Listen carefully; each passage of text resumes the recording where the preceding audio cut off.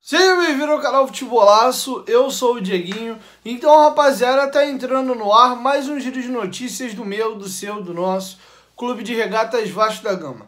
Você que tá chegando aqui pela primeira vez, se inscreve no canal e ativa o sininho para não perder os próximos vídeos. Segue a gente lá no Instagram, estamos fazendo um trabalho muito bacana por lá. E segue a gente também no Twitter, Dieguinho dá várias informações e opiniões também por lá. Já chega deixando o seu like marotaço para dar aquela moral e ajudar na divulgação do vídeo. Bom, galera, vamos trazer alguns temas importantes para vocês aqui. O Vasco venceu o São Raimundo pelas oitavas de final da Copa do Brasil fora de casa pelo placar de 3-1. O Jorge Salgado anunciou que amanhã o Vasco vai fazer detalhamento da divulgação aí dos seus 100 primeiros dias de gestão, já que hoje completou o 100º dia de gestão da nova diretoria administrativa do Vasco. E vamos trazer algumas informações também financeiras. Os clubes divulgaram aí os seus balanços e está chamando muito a atenção a discrepância que o Flamengo conseguiu adquirir financeiramente para os seus outros 3 rivais. Só para vocês terem uma ideia, o faturamento somado Vasco, Fluminense e Botafogo,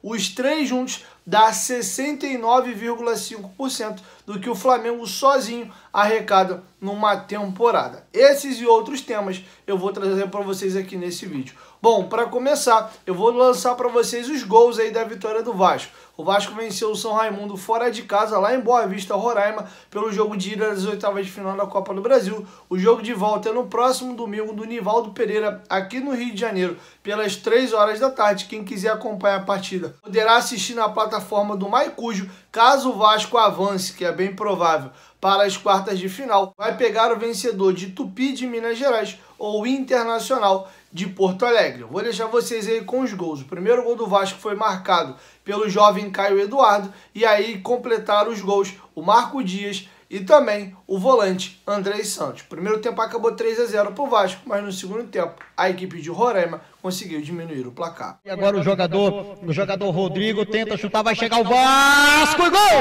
Gol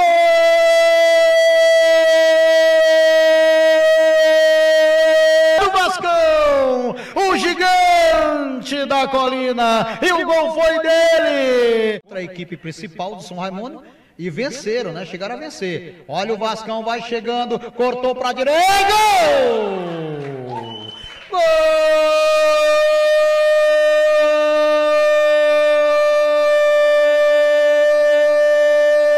É do Vascão, o gigante da colina. A segurança do escanteio fica de olho lá na área. Subiu de cabeça e o gol! Gol!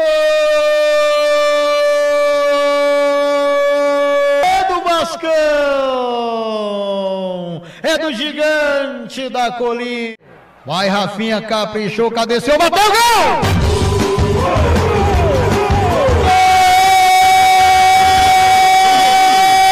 Bom, galera, agora que vocês acabaram de ver os gols aí do time sub-20 do Vasco, vamos falar um pouquinho dos 100 primeiros dias da gestão administrativa de Jorge Salgado. O nosso atual presidente fez um tweet lá no seu Twitter informando que amanhã, por volta de 10 horas da manhã, o Vasco vai estar fazendo uma prestação de contas ali desses 100 primeiros dias de gestão. Tudo que foi feito por aqui em nome da transparência. Não ficou muito claro se vai ser um evento na Vasco TV ou se vai ser em outro local. Eu vou ler para vocês agora o tweet do próprio Jorge Salgado, para vocês entenderem um pouco mais. Torcida vascaína, hoje completamos os 100 primeiros dias de nossa gestão.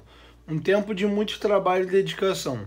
Gostaria de agradecer a todos que estão na luta para recuperar o Vasco, em especial aos nossos funcionários e os atletas que defendem nossas cores.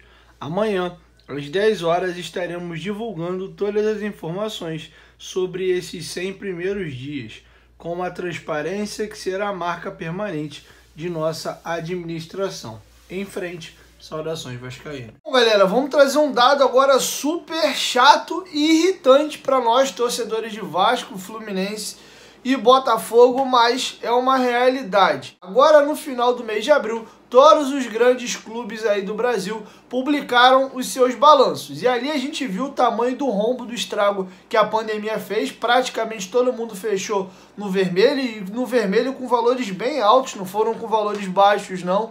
E também nós podemos mais uma vez observar nos números, no papel e no preto e no branco, a diferença que o nosso maior rival está começando a colocar na frente dos outros clubes aqui do Rio de Janeiro. O Flamengo hoje já tem com folga o maior faturamento do futebol brasileiro. Eu vou comparar essa receita agora com os co-irmãos aqui do Rio de Janeiro. O Flamengo sozinho na última temporada teve um arrecadamento de 756 milhões. Vasco, Fluminense e Botafogo juntos somados chegam a 526 milhões de reais. Os três juntos correspondem a 69,5% do faturamento do Flamengo. O Botafogo arrecadou na última temporada 151 milhões, o Fluminense 183 milhões e o Vasco 191 milhões. É uma diferença gritante. Só para vocês terem uma ideia, a diferença do que o Flamengo tem de faturamento somado os três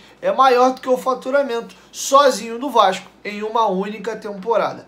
E infelizmente, ou a gente se readapta, consegue melhorar a gestão dos nossos clubes, ou vai ficar cada vez mais complicado essa situação. Lembrando que na temporada já de 2019, o Flamengo tinha tido um faturamento ainda superior, na casa de 950 milhões de reais. Decorrência da pandemia, eles perderam muita receita de bilheteria, assim como os outros demais clubes também. E eles tiveram uma queda aí de pouco mais de 20% de receita. Ainda assim, a diferença é muito grande. Falando ainda aqui, né, de administração, de finanças, e uma das rubricas de receita do Vasco é venda de jogadores. O Vasco tem vendido muito pouco jogador nas últimas temporadas. Ano passado teve apenas a venda do Marrone. Lembrando que essa própria venda aí gerou uma dívida também, porque o Vasco não repassou o valor que deveria repassar o Volta Redonda, que era um percentual de 6 milhões de reais, pagou apenas 1 milhão. E o Volta Redonda está prestes a acionar o Vasco na justiça